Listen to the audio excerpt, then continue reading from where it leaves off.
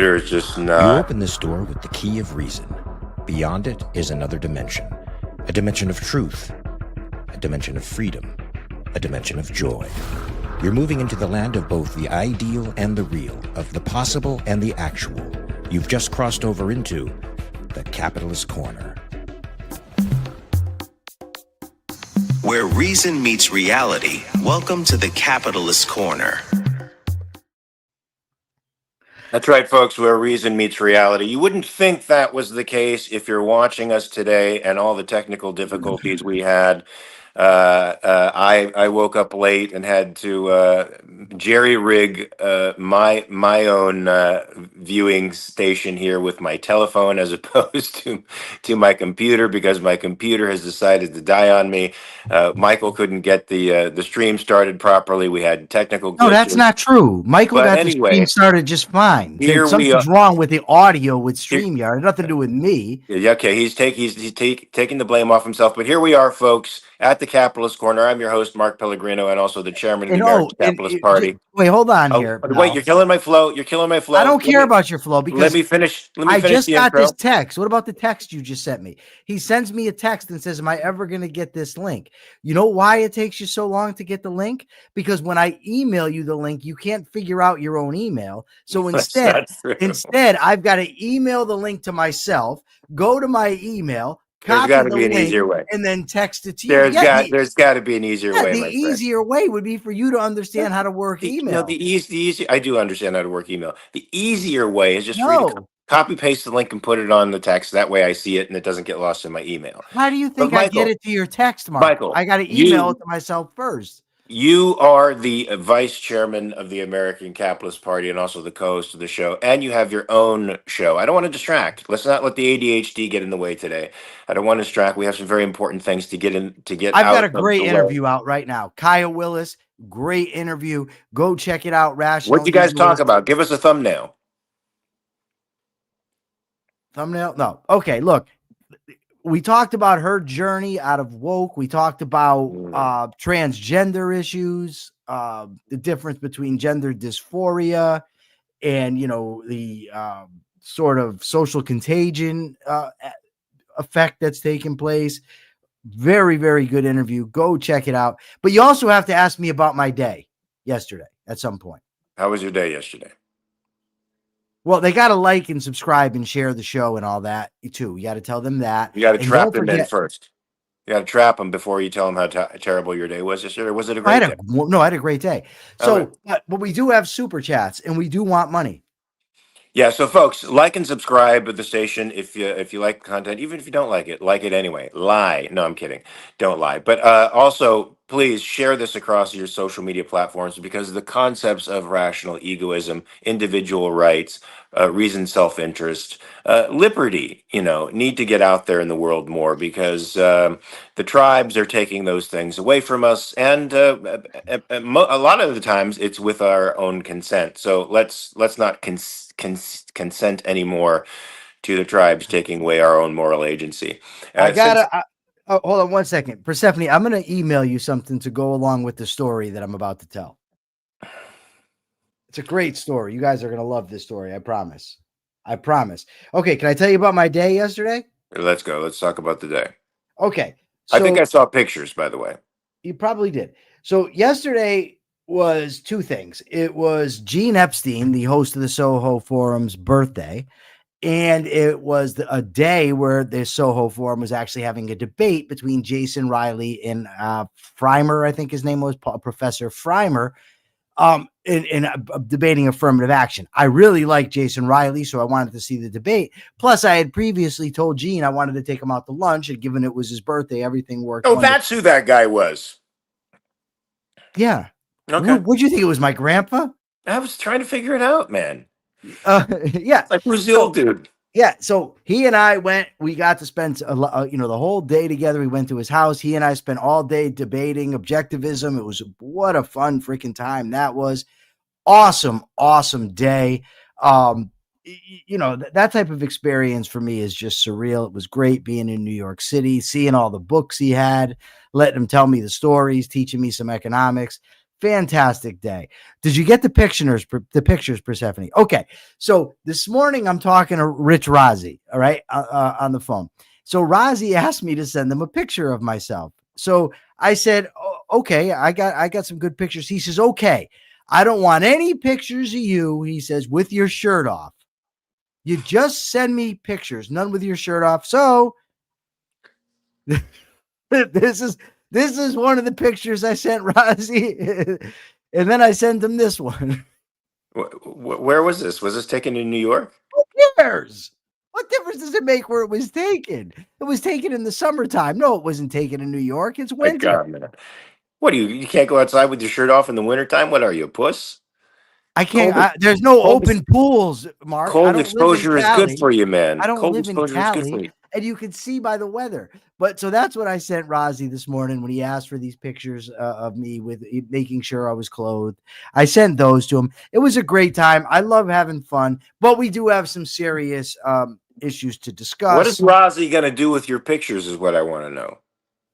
You got to ask Rozzi that. That's, Okay. You know what I mean? Rozzi asked for pictures. He wants pictures of me. I don't know. I know he's very wealthy. That's about it. I don't know. Who makes more money, you think, you or Rozzi? Who has the bigger jet? Who has the bigger jet? Maybe neither of us have jets.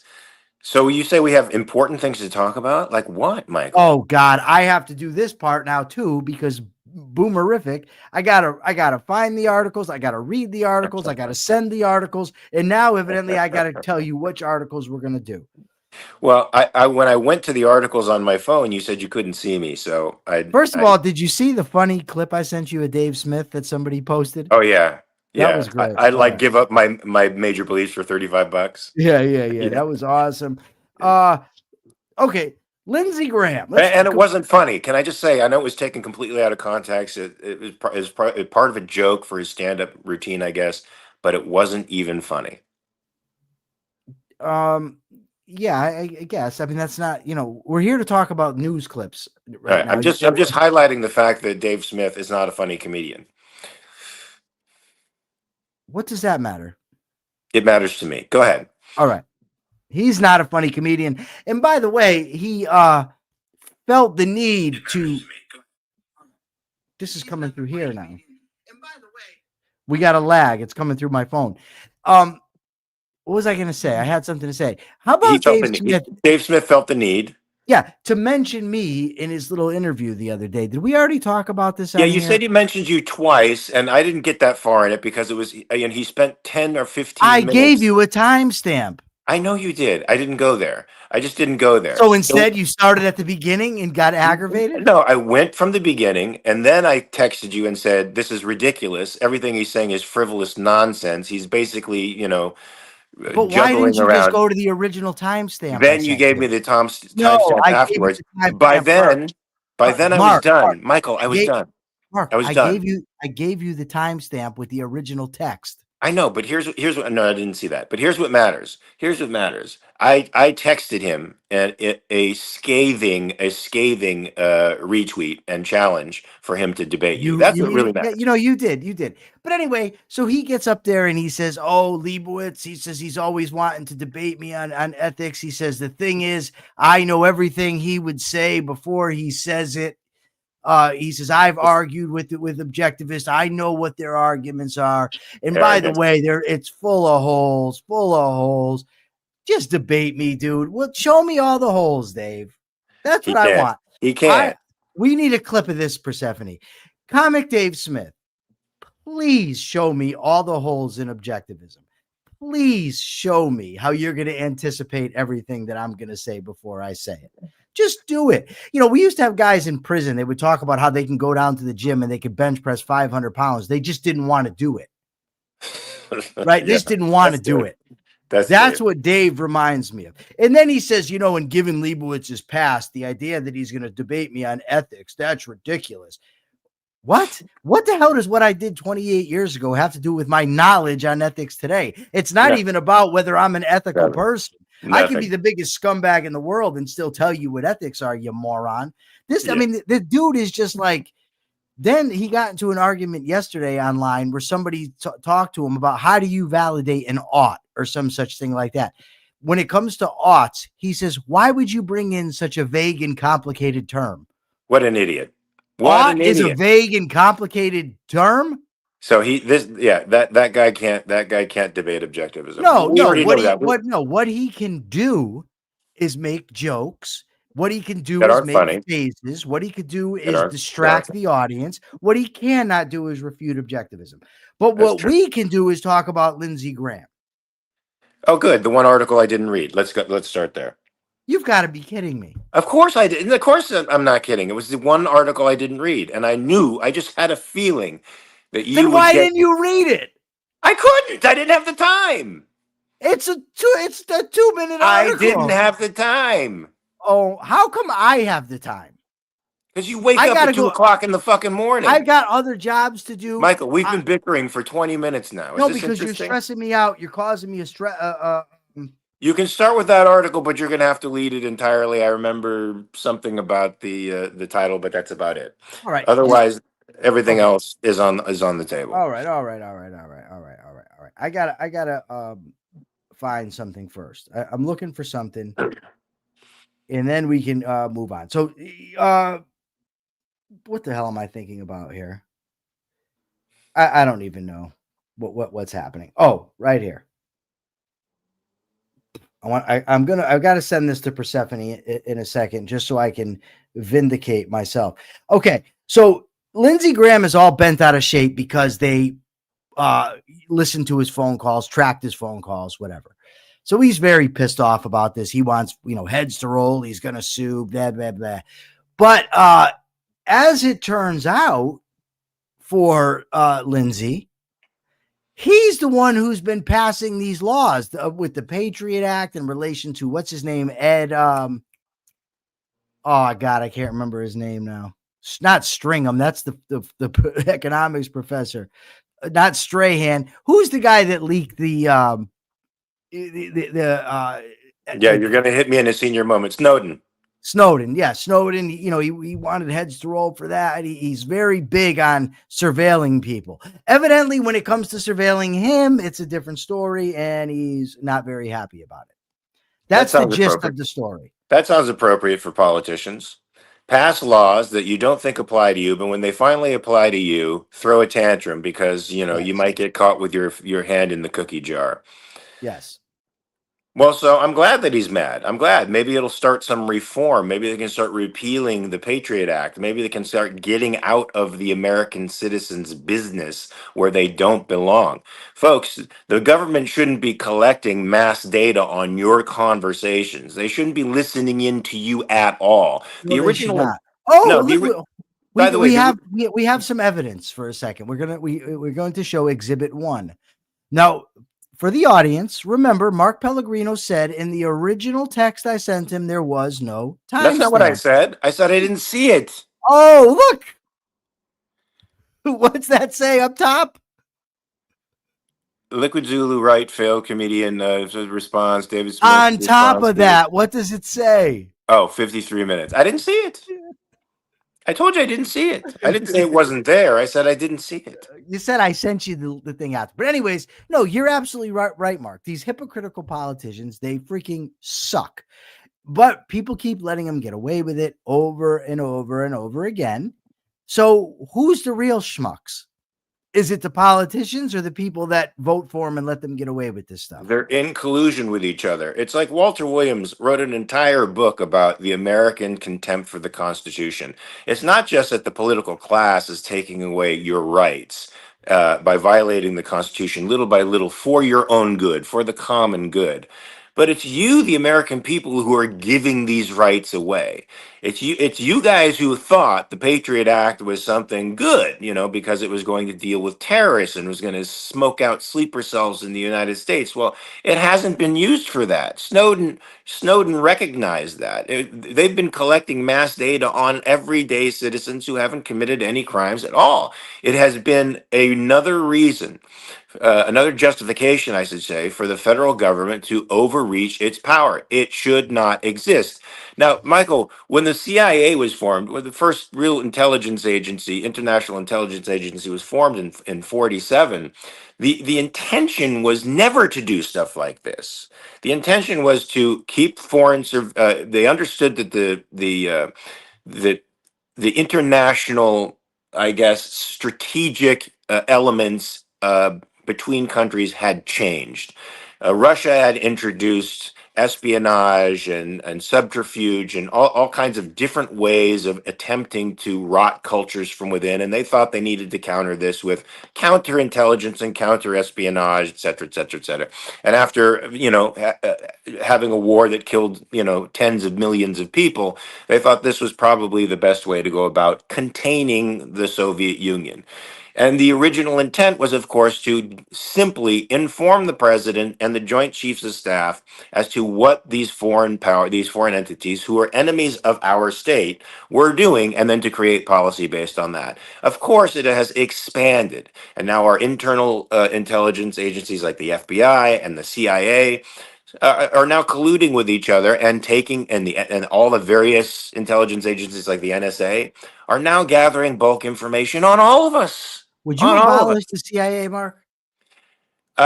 Here's what I think. Yeah, in a way, I would go there. This is not the position of the American Capitalist Party, folks. We didn't give that disclaimer first. This is just my opinion.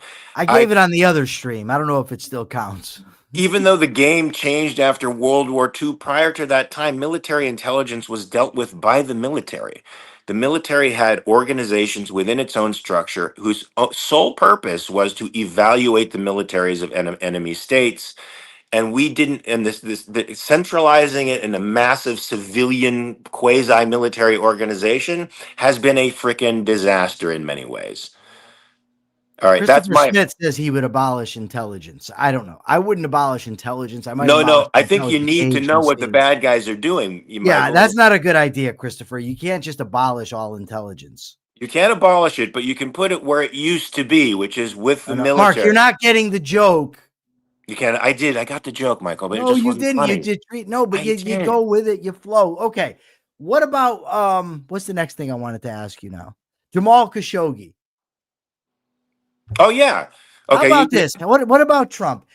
Yeah. You got to talk about this because this is, dude. This is hilarious. If it weren't so fucking disgusting. Yeah. First of all, the other day, this asshole calls a woman reporter Piggy. She asked him a question. He says, "This is Trump." Yeah. Oh my God. He said, "Oh, not you, Piggy," or something like. He's just such a punk.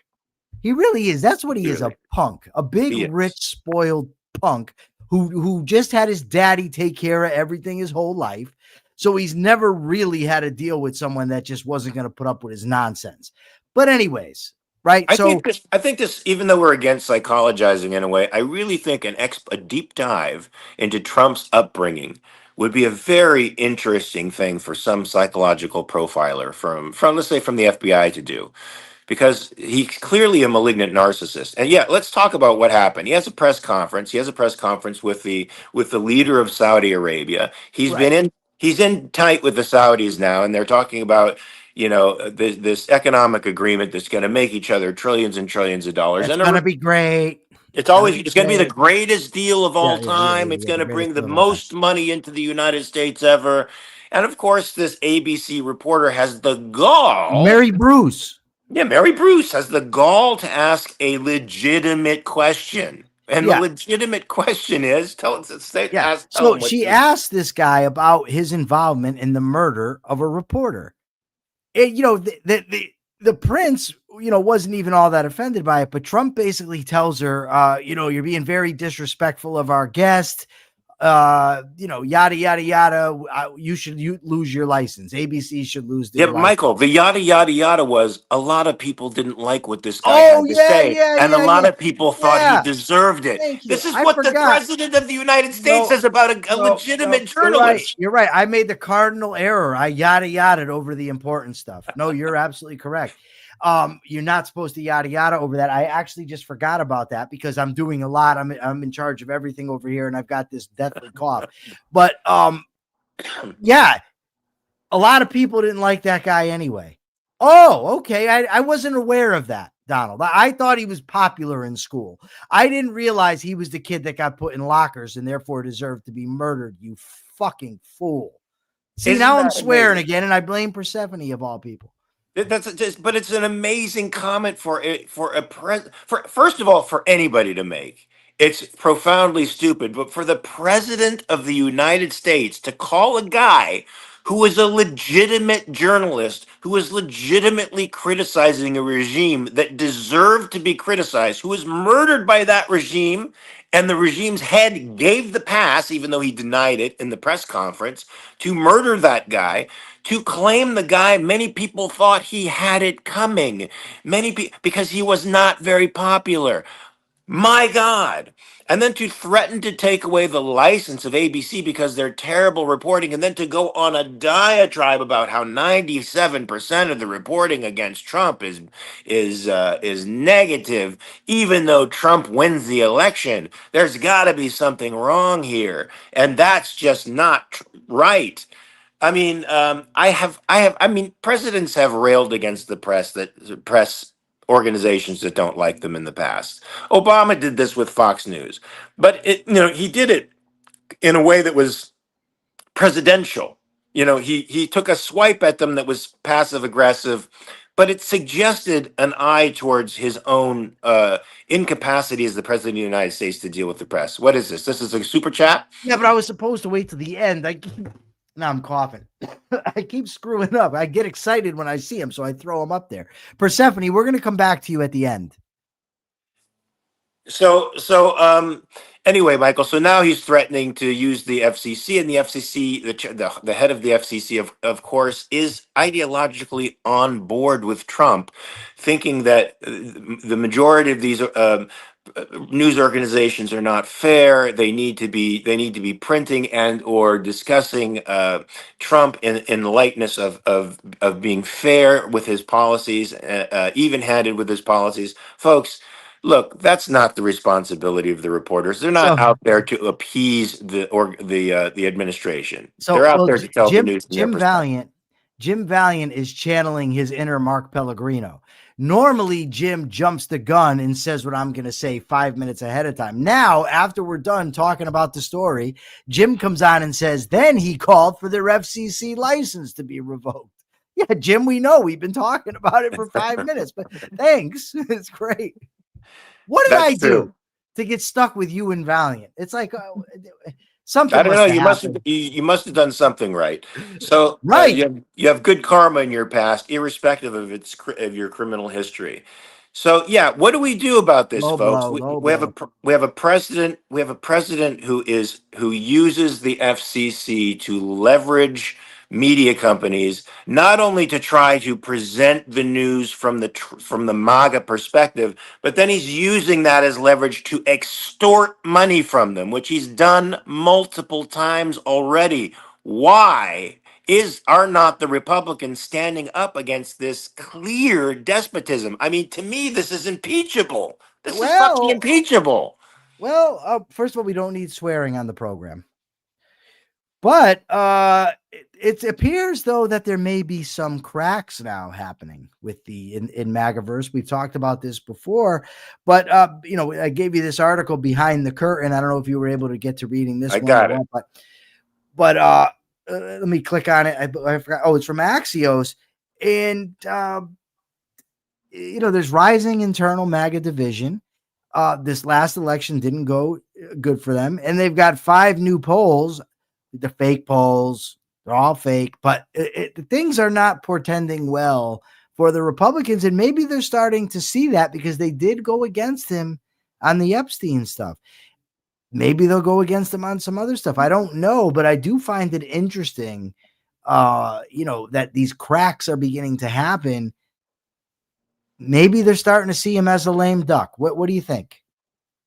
Look, I think some people in MAGA, this is going to sound contradictory, but many of them, if they don't have a brain, which they might, they have the capacity to perceive reality to a degree. And what they are perceiving is prices rising, groceries are expensive, regardless of what Trump says. Life is harder. There are more obstacles in our way to achieving our own values. And the debt is continuing to rise. And nothing that Trump is proposing is going to actually cut into the debt at all. In fact, he's adding to it, adding to it, adding to it, adding to it.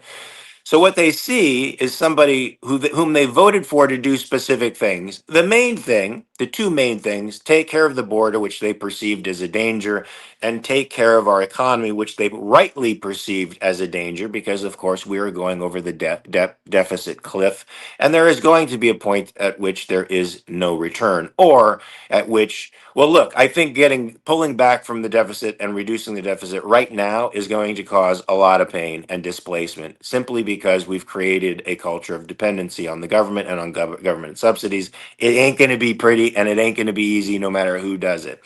But he was specifically voted for because the perception in the electorate out there is that Republicans have a better grasp of economic values than do the Democrats. And at one time, when they held on to classical liberalism and attempted to conserve it, that was partly true. Even though back in Rand's time, in the 50s and the 60s, she would say, no, these guys are the false guardians of capitalism. They nonetheless mouthed the proper words. We don't even have that now. And I think the electorate understands that what they went for, Michael, is smoke and mirrors. What they went for isn't in fact going to materialize. Now, whether or not the American people can actually take the types of policies that would be required to lower the deficit and to get us out of this debt hole, that's an entirely different story. Because once MAGA started putting out feelers, for example, about cutting benefits and Medicare and the Doge, the world went mad. So the world here, once again, the people are acting in collusion with these stupid politicians because they don't want to go through the painful cycle that they're going to have to go through in order to get to the better life of being debt free and having the government off of their fucking backs. It ain't going to be easy.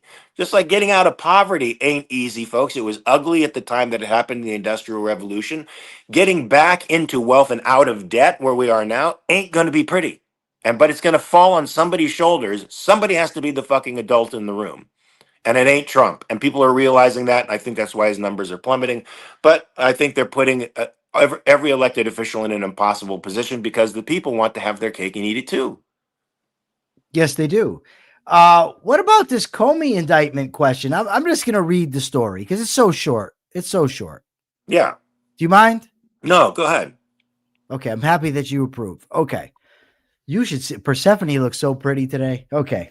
Anyway, the Comey. Well, it was her birthday. She's glowing from her post-birthday celebration and all the love that she got on social media, all the love that she got from us here on the show, all the love she got over there in South Africa.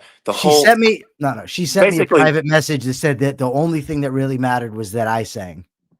Okay, I doubt that happened. No. Okay, it doesn't matter. I can lie if I want to. All right, so Comey indictment questioned. Justice Department lawyers, this is the Justice Department. Lawyers revealed yesterday they never presented a revised indictment against former FBI Director James Comey to a full grand jury, an unusual error that threatens to derail the federal government's case. In September, interim U.S. Attorney Lindsay Halligan presented 3 counts against Comey to a grand jury stemming from his 2020 testimony over the Trump-Russia investigation. The grand jury rejected 1 false statement charge, but voted to indict on the other 2. A separate false statement charge and 1 count of obstruction. However, instead of presenting a revised 2-count indictment to the grand jury for approval, Halligan revealed yesterday that she presented the updated charging document only to the 4-person who signed it. I mean, what the hell? What the hell? I mean, how incompetent? They don't care about due process. They're malicious. It's malicious prosecution, yes, but it's also so incompetent. Yeah, both. So incompetent. Both. Yeah, Jim Valiant says they're rookies. If you're I don't even blame it on that, Michael. I blame it more on the incompetence. Yeah, it's malicious prosecution. They don't know what they're doing for sure. That I think that goes for 98% of the government. Don't know what they're doing. and are You're incompetent. very optimistic. Who are these 2% competent government employees? They're the ones who are leaving government and going into the private sector, I think. But anyway, it's pushing forward incompetence in the hopes that that Trump's thirst for revenge against this guy can actually happen. And it shows how willing even the people who are around him in his universe. It shows how willing they are to breach the law and do things and not according to due process or procedure, to protect and defend the rights of the defendant, but to just corner him and box him in and use the power of government to destroy the person. So to me, this is just bespeaks more of that.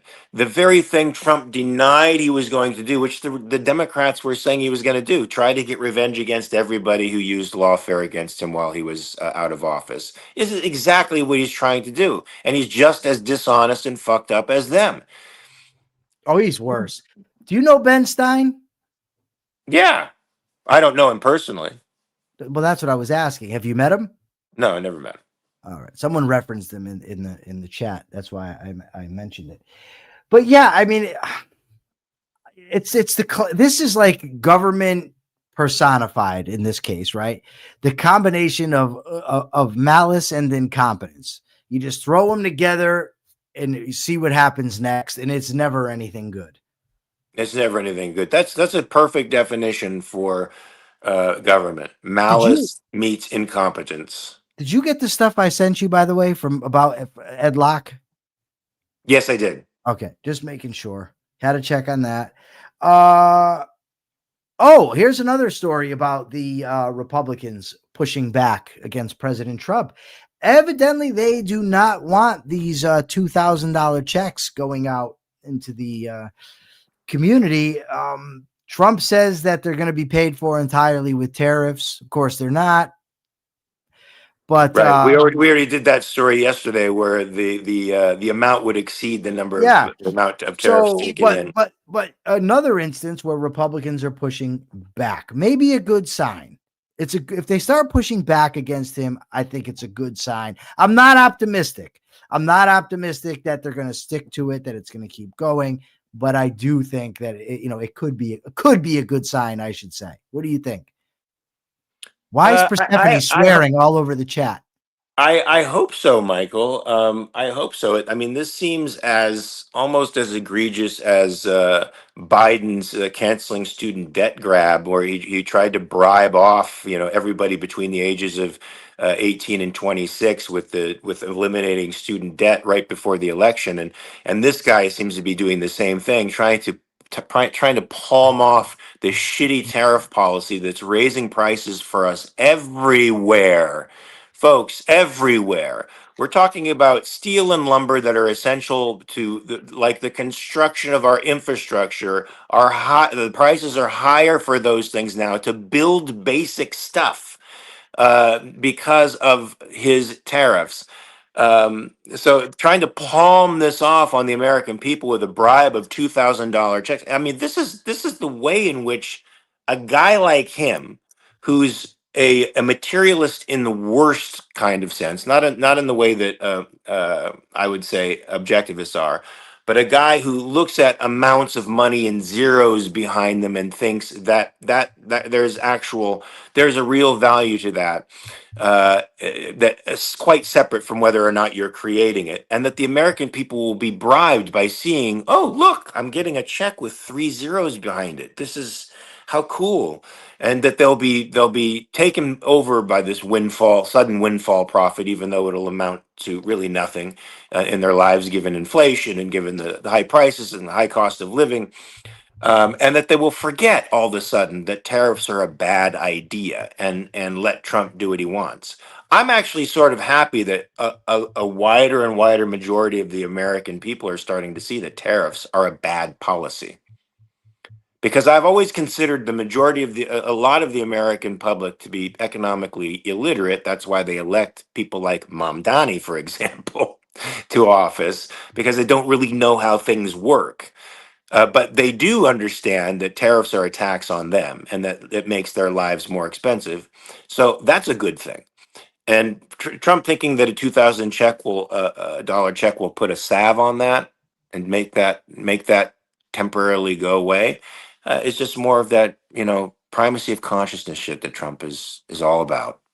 I forgot to tell you something that happened to me yesterday that was awesome. So Good. at the debate between Jason Riley and Professor Freimer, Who won?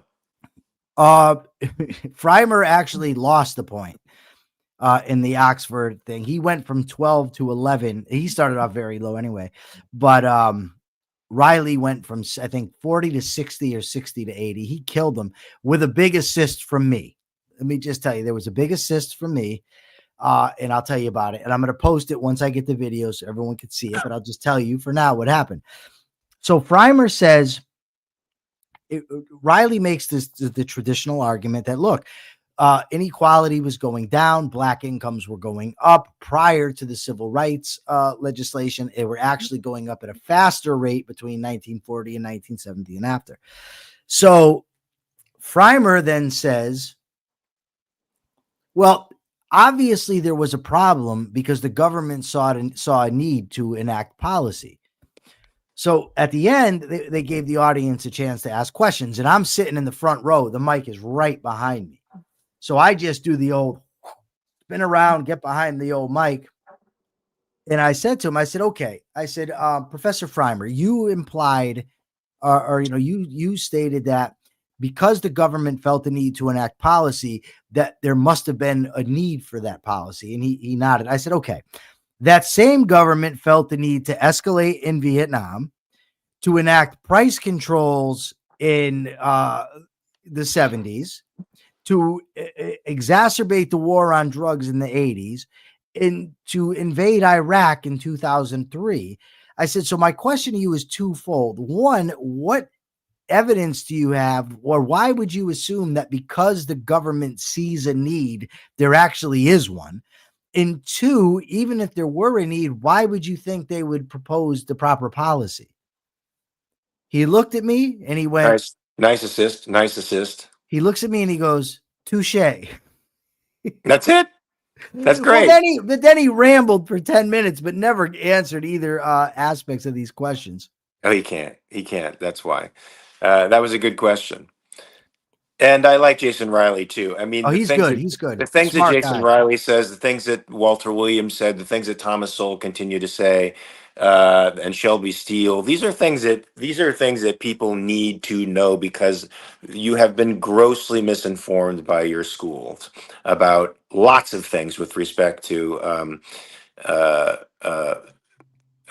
affirmative action and the civil rights movement. What does this say? This is hey guys, exams going on these days, so not that active, but I will be back soon. Love you, Mike and Mark. Thank you so much, Rational Frontier. Good luck on your exams. He felt the need to explain that these are rupees, they're Indian currency, but I know he's from India, so I knew there were rupees already. So he's just basically, insulting us on our Americanism and our boomerism. You had to do that. You had to go there because he was really. I took it as a compliment. Look at it. He's got two hearts at the end, and you had to go in the bad direction. That's not the bad direction. That's the bad direction. You said he's insulting us. I was kidding. Okay, good. And I joke. He knows I'm joking. Why don't you? I don't know, Michael. I don't know why I don't know that. Okay. But anyway, so Trump has this 28-point plan for Ukraine. Oh yeah. Right. So I love when the audience does this. They're trying to clear it up now to me, what was actually taking place. They don't realize that I really don't care. I was just kidding. You don't need to give all the explanations. But anyway, I guess if Mark can make the mistake, the audience can too. What the hell's the difference? The only one I got that's sane is Persephone, and she doesn't come on. But anyways, so as part of his 28-point plan, Trump wants Ukraine to give back, or not give back, but to give up territory that they currently control. Yeah. So I think that's ridiculous. So let's just put that over here. Yeah. But I got to tell you, then when Zelensky comes out and, absolutely not, no way, we're not doing that. No way, no way, no way. And it's like, dude, pump the brakes a little bit. You do come over here asking for money quite a bit. So now don't put your chest out, like, no surrender, no surrender, because let's be honest, without us, likely be surrendering. Right. So I think Trump's plan is bad. But I do kind of have a problem with the leader of another country acting that way. That's my take. Well, it gets worse, though, Michael. It's not just that Trump is agreeing to cede Ukrainian territory to the Russians that they did not occupy. It's that another point of the plan is downsizing the Ukrainian military. So Oh, yeah. disarming them even further But with a guarantee, which is, which was the claim last time, right? It was sort of the claim last time. And we know how good America seems to be with its guarantees of security to other people, with its quote unquote loyalty and fidelity to other countries. None of that matters. It's empty rhetoric. But what it will do is it will Russians will encroach further on the territory, more territory of Ukraine, and leave them further disarmed against what is certain to come, which is another act of aggression on the part of Russia. Now, also at the same time, Russia is doing some very bellicose things around the world, including entering the waters of the UK, hitting them with their lasers, letting the planes that are surveilling those ships know that they're tracking them. I mean, these are threatening maneuvers on the part of Russia, and unfortunately, NATO, which I think could easily crush Russia if they wanted to. They could easily crush them. Even singular countries there have greater GDPs than all of Russia. Russia is a very weak country. They've been in a wartime economy for 6 years now, which means they just build things to get destroyed. They're not really creating value anymore. They have oil that they can sell around the world, which brings in something, but that can come to a halt. I don't hear you. You're on mute. They have something else that you're leaving out of the equation. What's that? Nuclear freaking weapons and intercontinental ballistic missiles. I don't take that stuff as seriously as you do because I think they are incompetent. Governments in America are incompetent. The government in Moscow is far worse. I'm not worried about that, but they are using that as a way of Can they sell them? continuing to be bellicose. Indeed, they could probably sell them to another country, which we could also take off the face of the earth if we wanted to in a single way. You know what I'm saying? The point is, Michael, they're making these gestures and making these threats and trying to pretend as if they're going to make this conflagration universal and worldwide. I don't think they have the capacity to do. They don't have the economic capacity to do it. They don't have the personnel, Michael. They're already tapping into North Korea and Africa. They're tapping North Korea. They're tapping North Korea. That's right, and they are also tapping Africa. They're taking people from Africa to bolster their forces because they're dying by the tens of thousands. Look, it's a losing gesture. It's this war of attrition is going to kill Moscow before it kills the Ukraine. Okay, that's good. I hope it does, but you didn't address you seem constitutionally incapable of criticizing Zelensky. Or do you have a problem with saying, yeah, I don't like No, Zelensky? look, I have a problem. I have a problem with us, giving aid to other countries. I don't think it's our job to get involved in their foreign policy and in their wars unless it directly affects our national interests, which in this case there's speculation that doesn't necessarily favor us. But I'm sorry. I feel more for Zelensky trying to preserve, what little liberty there is in that region, over the psychotic madman in Moscow who is perfectly fine with starting a world conflagration because he has a vision of the former Soviet Union Mark, and making Persephone's his going empire. nuts right now. Persephone's going crazy in Why? things. I wasn't going to correct you when you did it once, but now you've done it again. What did I do? It's not conflagration. Conflagration? No, it's conflagration. Conflagration? Yeah. I let it go the Conflagration. first time, but now I'm looking at Persephone and she's so Conflagration. animated. Yeah. Conflagration. There's no such thing as Is conflagration. this like primacy?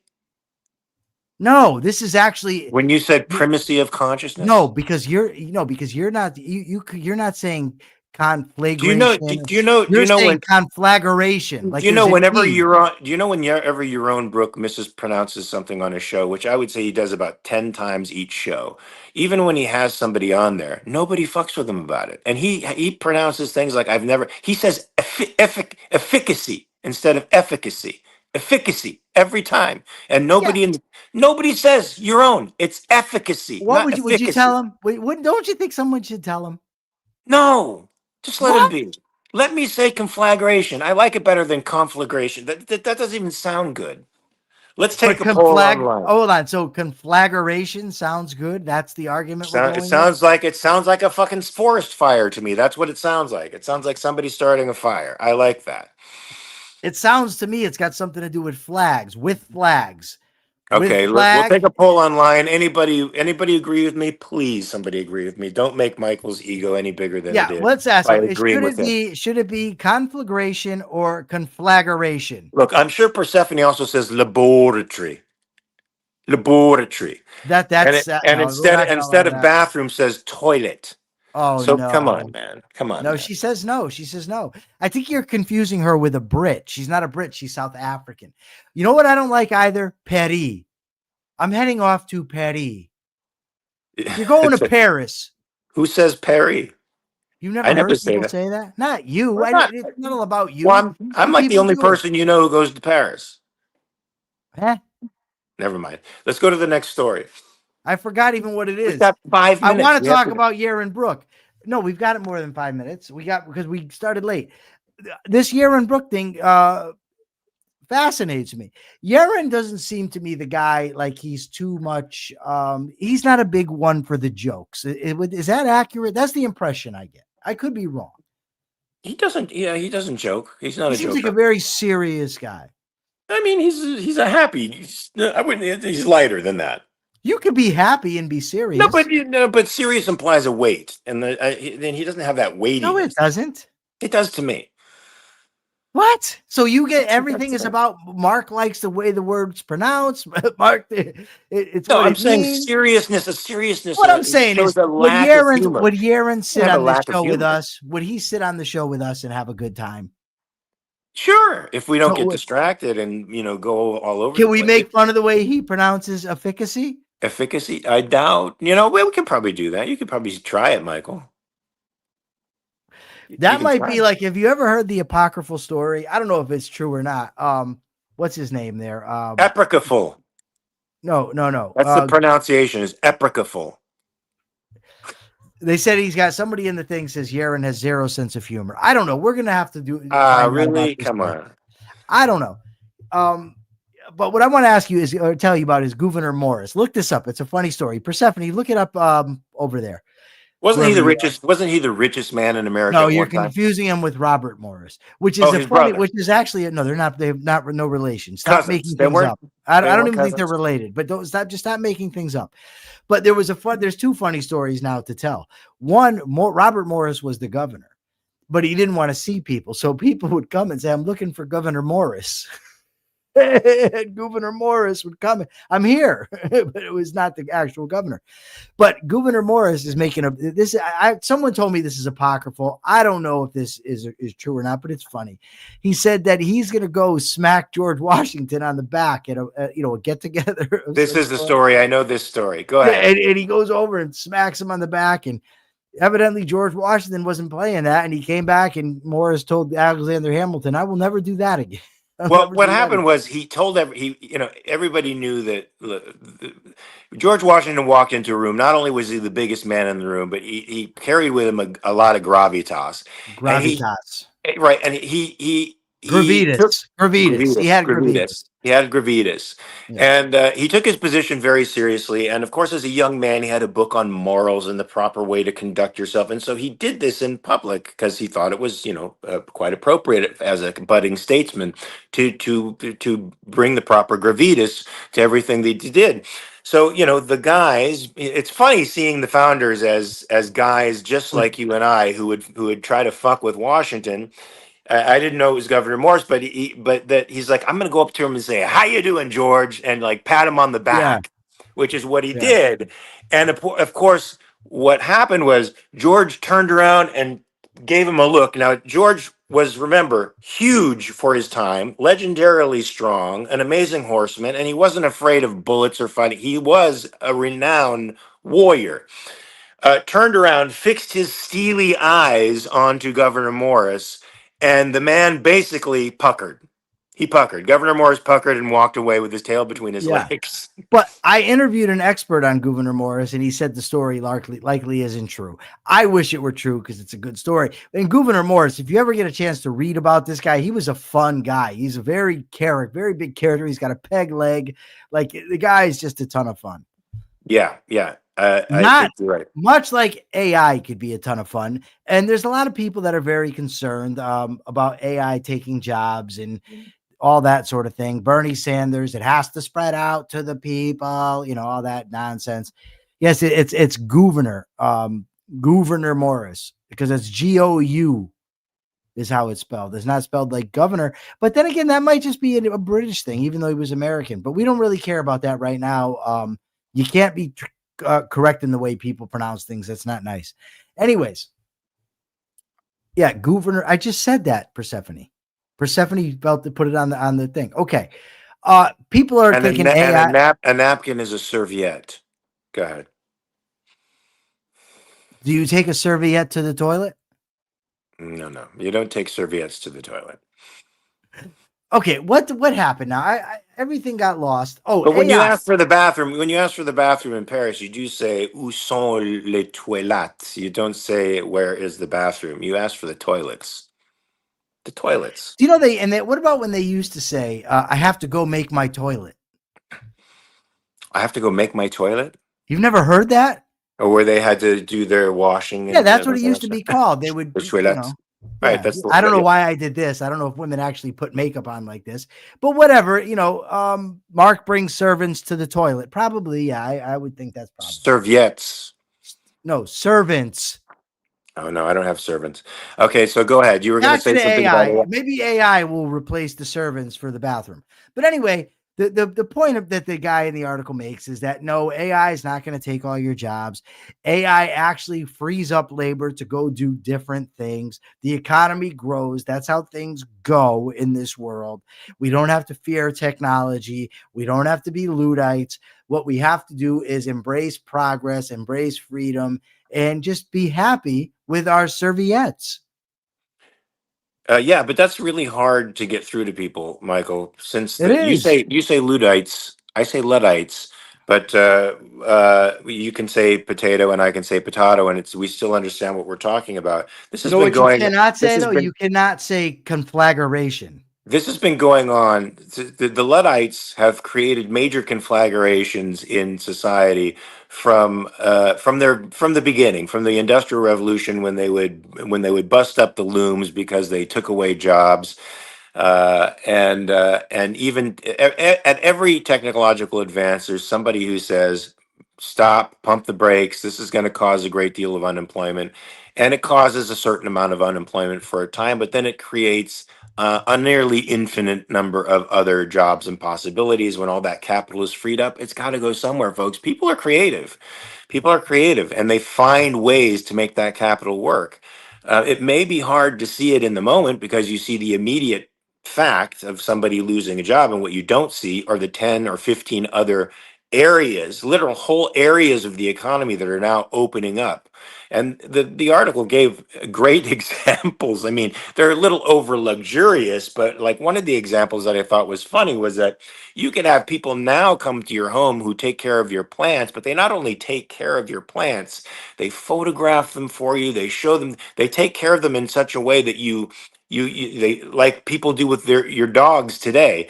You could take your dog to a pet hotel and get sweets for them and get and literally get where they have all the toys and play and fun and 24-hour service where people are watching them 24 hours a day, and that you get a photo album at the end of the day of your dogs.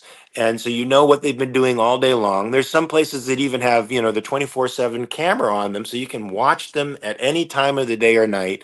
And this is the kind of stuff that is enabled by AI, and even greater stuff. We can't even imagine the stuff that'll be created in the economy, provided AI is allowed to flourish and be free. Now, the fact that Trump is pushing for an AI agenda is good in one sense, but bad in the sense that I think he wants government to really have a hand in the development of AI, and that is what we don't want. We want the government to just clear the space for AI to operate, and for AI companies to innovate and use that technology to, my God, Michael, the possibility for the first time in the entirety of civilization to cure chronic disease states.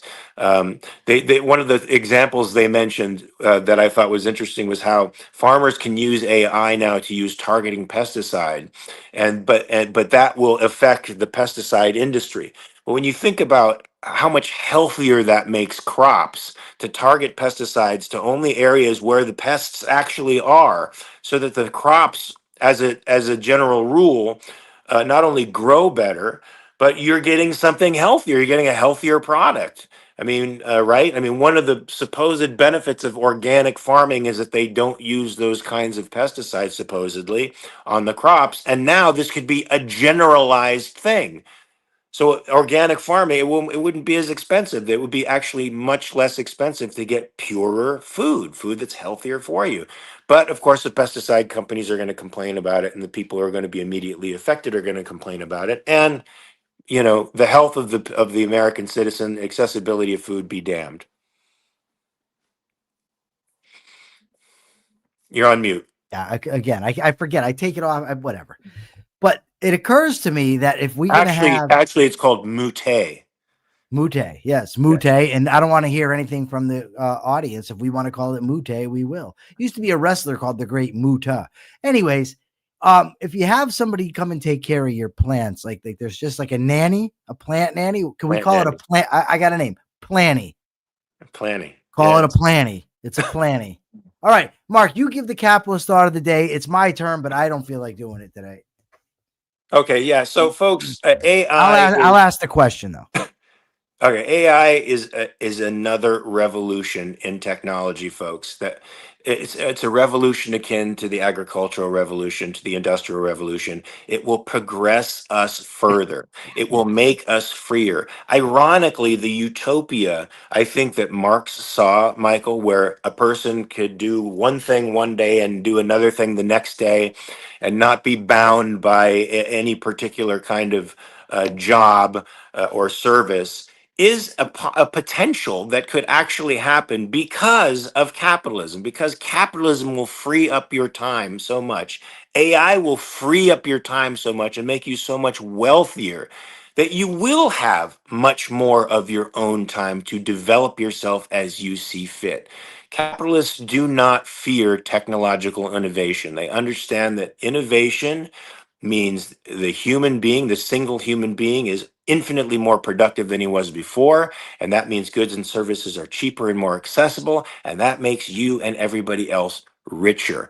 It is an upward moving, progressive idea. It is an upward moving and progressive ideology in economics.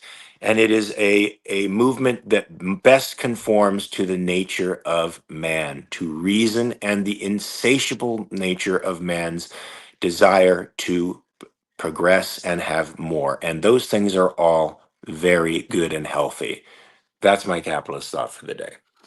I'm being corrected by Timberskid. Timberskid says, Michael, it's not anyways, it's anyway. Yeah, but we don't care. We say mute right now. We Yeah, say we do. Well, yeah, anyways. I say we conflagration, not no. conflict. I can't even We, say conflagration. I can't you even just say said it. it. We do No. the correcting. We are the correctors, not the correctees. Okay, just so we get everything straight here. No, Mark, you knocked it out of the freaking park, dude, with that. That was awesome. My question is this for the audience, and please go to YouTube and answer it because it really does help. Oh, Mark, why don't you advertise for this weekend? We got all kinds of stuff going on. Yeah, so this weekend, folks, we have Self-Made Soul that's going to be starting at 9 a.m. Pacific, where we're going to talk about we're going to talk about some stuff written by Edwin Locke, who is a great objectivist psychologist. He's a great motivational speaker. He can really help you order your values in such a way as to make your life much more productive. And if you're productive, if you're much more productive, I think you're going to be a lot happier. We're also gonna have a special session on that Jacobin article that we started to criticize line by line, but it was so vast that we thought it required an entirely a discussion all on its own. We want to pick apart the fallacies of socialists. Many of you out there know what those are, but for those of you who are a little confused or on the fence, we can take some of these fallacies, which were deeply embedded in this article, and blow them all away for you so that you will no longer be fooled by what a socialist says. And then I think we might have a Q&A after that. Don't we, Michael? Do you have a Q&A after that? Yes, Persephone is giving me the yes. Yes, we're going to have a Q&A after that. So you can ask us anything, folks, anything, and we will answer it because Michael and I are not afraid of questions. We're not afraid to be challenged. You can go anywhere. And I'm giving them permission. For me, Michael, maybe not for you, but you can go anywhere. I think our lives are open books. Yeah, ask me whatever the hell you want. I don't care. Oh, look at that. We got a night. Enric, look at this. Enric, thank you. And thank you for the compliment. Thank you, man. Thank you very Enric's much. awesome. I got a chance to meet Enric in Boston a while back. My question anyway now for the audience is this. I have had a cough now, and it's been, I think, over a week. Is it time for me to call the doctor? That's my question. Please answer it on YouTube. Should I call the doctor or just tough it out? Can I give you an answer? No. Okay. All right, folks. Well, we're going to be here tomorrow with no technical glitches whatsoever. I won't be on my phone. I will be on my computer. Do not promise that, dude. Because by then it will be charged. No, it's charging now. It's still charging. It's unbelievable. Somebody else can happen. I mean, something else can happen. Plus That's true. Somebody else can happen. I'm going to assume that everything is going to go well tomorrow at 9 a.m. Pacific, 12 p.m. Eastern time. You got 23 hours to check your premises, folks. We know many of you already are. So please do that peacefully. Have a great day and aspire. Always aspire. And remember, capitalism is aspirational. It's aspirational individually and for all of us. So please, we'll see you tomorrow. Remember to like and subscribe. Adios, amigos. Oh, yeah.